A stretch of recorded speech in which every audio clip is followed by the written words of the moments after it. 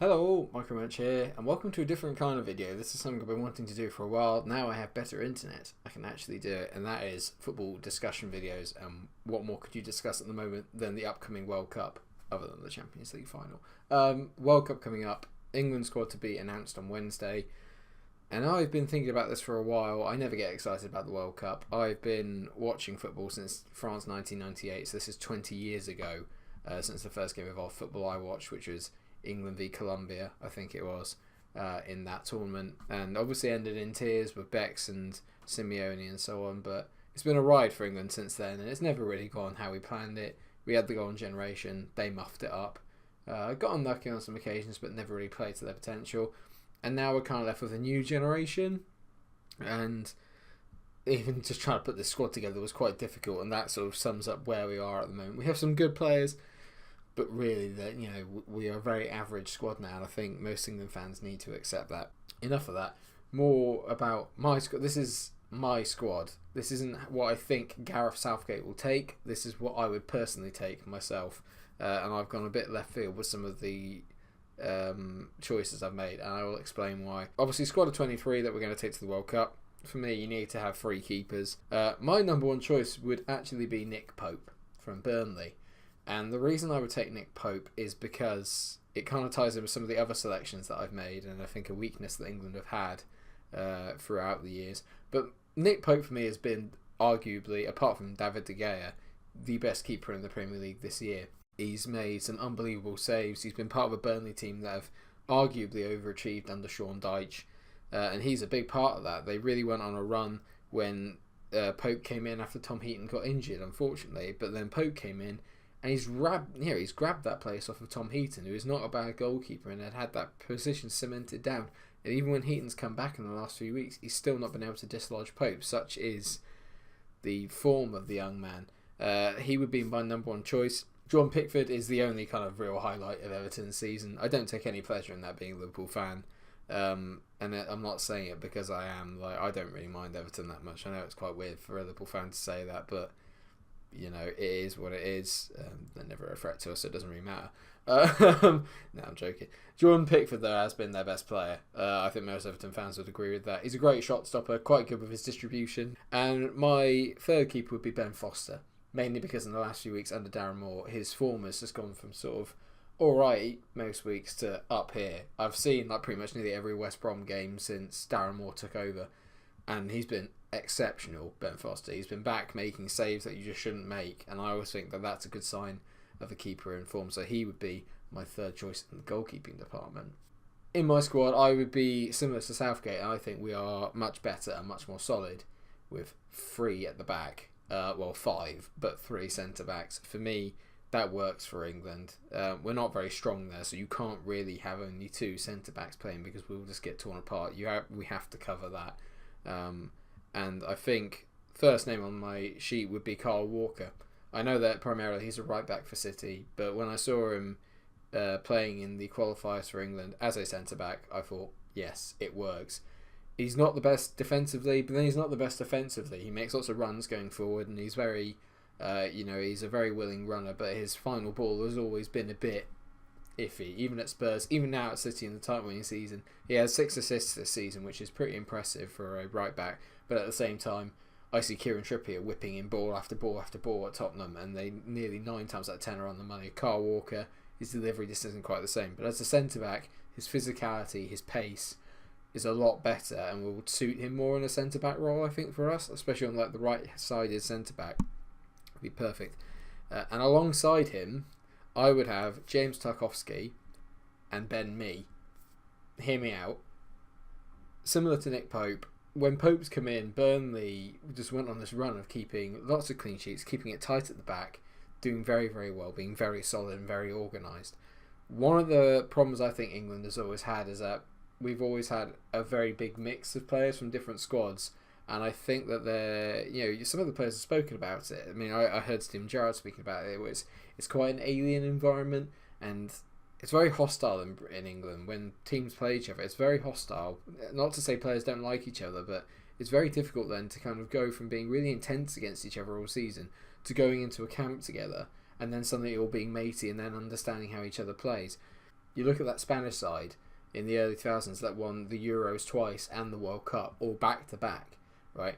And the team there was primarily made up of groups of Real Madrid and Barcelona players. There were a few here and there thrown in, but the majority of them were all from the same team, and they played with each other week in, week out. They know the patterns, they know how it rolls, and they did well because they only really had to mix two kind of groups together. And obviously Real Madrid and Barcelona being like the biggest rivals shows that you can do it, but at the same time it works when you know each other's patterns. And I think defensively it's such a big thing if you have confidence in the keeper behind you and the keeper knows the two centre-backs in front of him, or two of the three in my case. The other thing is, who else has really been that good? Chris Smalling's done well, for Man United. Obviously they kept the most clean sheets in the league, but he still has moments of being a bit calamitous, and there's no other United players in there. It wouldn't mix, it wouldn't gel very well. For me, I think you need to have a solid unit. So for centre backs, I would have Smalling in the squad. Don't get me wrong, I would take him, and I would take John Stones as well, but I don't think he's played enough football. John Stones is literally going to be like the 4th choice or 5th choice centre back, with Kyle Walker coming in and being the other one. Right back then, I mentioned him earlier, Kieran Trippier. For me, he picks himself, and if he got injured or needed rotation, you just move Kyle Walker out to the right hand side. The only reason we need rotating is because we've won the group and we've already qualified, and therefore, you could give them maybe a half each. It works. Kyle Walker covers the right back and the centre back position, so for me, you're kind of saving yourself a spot. Left back, I don't think you can look any further than Ashley Young. He's been the best English left back this season. Bertrand has gone off the side of a cliff in terms of form. Young has been superb, and it pains me to say it. I'm not a big fan of Ashley Young. I'm not sure many people are a big fan of Ashley Young, but he's been superb this year. There's no getting around it. Mourinho has Mourinho'd him to the point of which he is just excellent. He's good on both feet. Defensively, he can only really cross with his right, but that's another thing he offers. It's good delivery.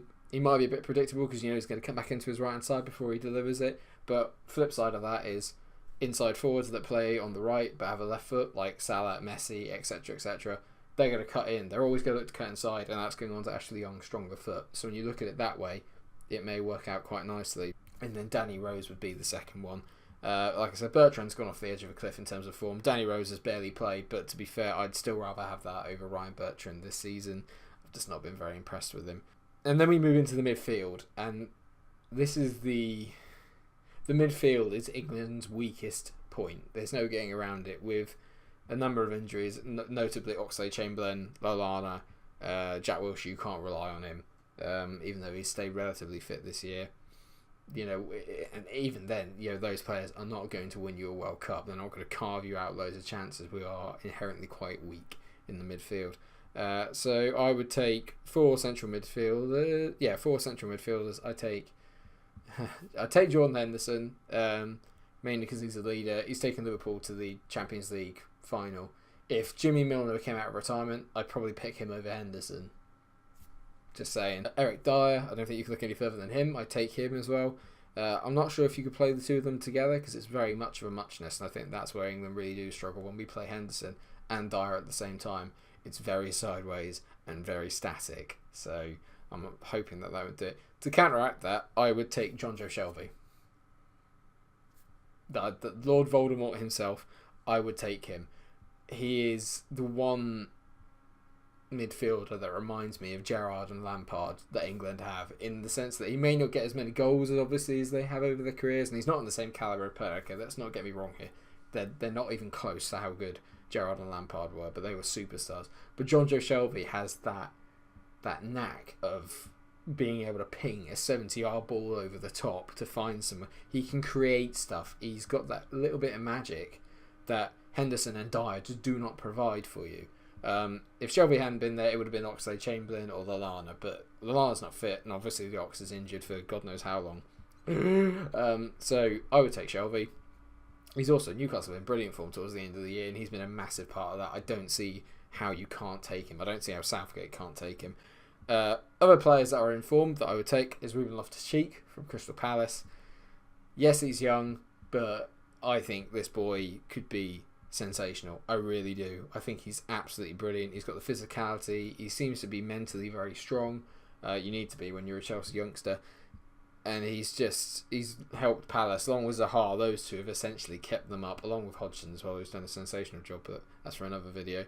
But I'd take Loftus-Cheek, again, another player that's a bit more creative, can beat a player, can score a goal. Yeah, he's just a bit different to what else we have. And then I would take Jesse Lingard and Dele Alli.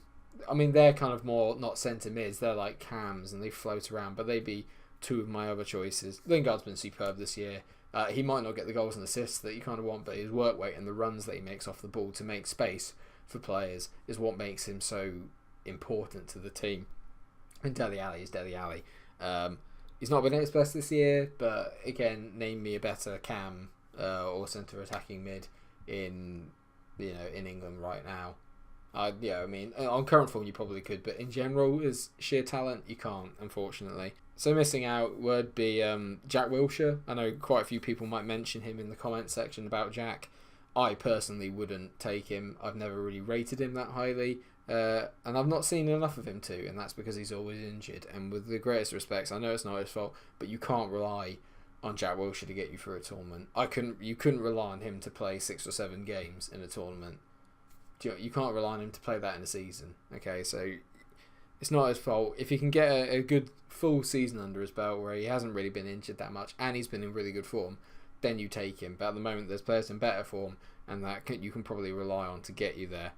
And then we come to our attacking position. I think there's a few players that kind of obviously speak for themselves. Raheem Sterling, pains me to say it, you can't look past him. He's arguably been the best English player along with Harry Kane in the Premier League this year. Been absolutely superb. Even if all of his goals have only come from 2 yards out. But you got to be there. Do you know what I mean? And he's playing in a City team that are very good. That's my only argument is if he's playing in an England team that aren't going to keep 80% of the ball or something, then help you pass it into the net. Is he going to affect games as much as you'd want him to? Probably not. I don't know, but you can't not take him. So Raheem Sterling makes the cut. So does Marcus Rashford for me. I think Mourinho is ruining him. This is another video because I get very passionate about this, and I'm not even a United fan, but I get really passionate about the way that Martial and Rashford and potential that big Premier League clubs is being wasted. Chelsea are another team that aggravate me with it. But Rashford has been wasted. You saw him come on at the weekend against, start the game of the weekend against Watford. He gets a goal, he does his thing. You can't just throw guys into games, not play them or play them for maybe 10 minutes a game for 5 games in a row, then throw him into a full length one, expect him to get a goal, and when he doesn't, he's not good enough, he's not trying hard enough, he's not of the severe quality and the mentality to do it. You can't be like that. Young players need experience and they need to be nurtured properly. And I'm digressing. It's for another video. But around Marcus Rashford, you can't argue against it. He's got the ability to beat a man. He can score a goal. He's got blistering pace. He'd be what I would want England to play like. So you have to take Rashford for me. In terms of the only other kind of winger that I'd take, I would take Ryan Sessegnon.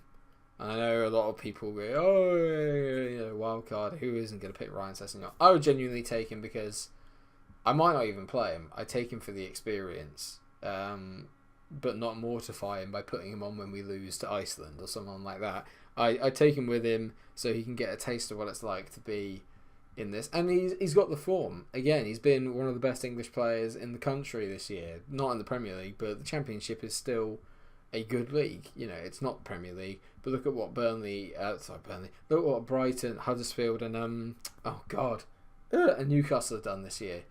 All of them have managed to stay up. First time that's happened in ages that the 3 promoted teams have stayed up. So really now the gap isn't as big as people think it is, and the attacking players are the ones that are really making the difference now.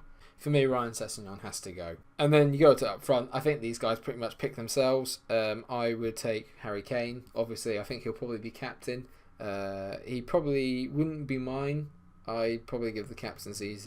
I probably would give the captaincy to Henderson, simply because he's captain of Liverpool. And he's got the experience. And I think I never like centre forwards being my captain because I think they don't have a massive view of the game. I think you need to have a midfielder or a centre back as your captain. So for me, Henderson would be captain. But obviously, you take Kane. He's our golden boy. Most of our hopes of scoring a goal kind of rely on Harry Kane. I take Vardy.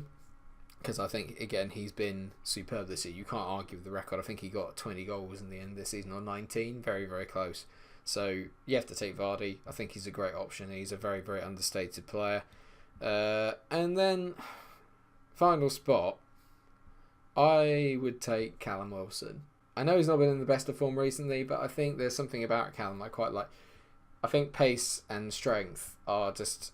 If we don't have anyone with massive, great technical ability up front, so if you don't have great technical ability, you either make them really big and physical, like Andy Carroll or Crouchy, or you make them pacey and just difficult to handle. It helps stretch the play, and when you've got like no options at the end, but you want to be able to stretch it and get on the counter attack, you need pace. Cam Wilson has that in abundance, and he has the physicality. Maybe not the technical ability and the experience right now, but I think in the future he could easily be a top 6 club player. I think Cam Wilson, if he could stay injury free and just get into a run of form. So yeah, that is my squad. I want to run you through what I think my starting 11 would be, but I think I might either leave that up in the side for you to have a look at, and then you can discuss it in the comment section. I'm sure I'm going to get a lot of disagreements going on about this, but it's like I said, this is my squad. This is what I would take. I don't think this is what Southgate's going to take. In some ways, I hope he does, because I think he's the first England manager for a while that's picked upon form rather than big names and from this club, so they must be really good. I think Southgate's got a bit more bottle than that, and obviously his experience with the under-21s will suit him really well here. And I think it's given actually English football quite a bit of a lift. I don't think anyone's really appreciated just how much we've wanted this for so long, to stop picking the big names, stop picking the players that always let us down, and go for the youngsters. In Southgate, he might be an FA yes man, we know that, but at the same time, so far I'd say he's done really well, because he's picked players that he's played with, he knows, and he's got them playing a different style of football to what we're used to. We're trying to play the ball out from the back.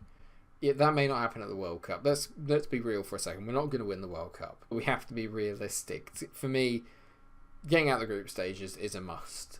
For the confidence alone, we need to get out of that. If we make it to the second round, brilliant as far as I'm concerned. That's pretty much all I'm expecting, because I don't think we're going to win the group. I think the Belgians are. Then we'll meet someone quite difficult, and we'll probably go out, and that's fine. If we make the quarterfinals, I think that's the best tournament we've had since '96, for me. Thank you very much for watching. I hope that you have enjoyed this, and this is kind of be the videos where I want people to interact more. I'm looking to continue to build the kind of Munch community, my Munchies. I want to keep building that. So let me know your squads. Let me know if you like my squad. If you think, oh mate, you know nothing about football, which may well be true. But this is all about opinions. It's good to discuss it. One thing we can all agree on is that we haven't got the best squad that we've ever had. We're probably not going to pull up any trees. But we don't know, and that's the beauty of football, and that's the beauty of the World Cup. Every time it comes around, you still can't help but dream that maybe this year, and I actually think this year we'll do better than we have done in recent tournaments. I actually have faith in Southgate. I have faith in, I think, what he's trying to do and what he's trying to accomplish. But he may completely scupper that on Wednesday when he just picks all the kind of people that I don't want to pick, like Phil Jones and Jack Wilshere and just namesakes, do you know what I mean? But we shall see. Thank you so much for watching the episode. I hope you have enjoyed it. If you have, then please do like, share and subscribe, and hopefully there'll be more videos like this coming your way soon. Stay cool.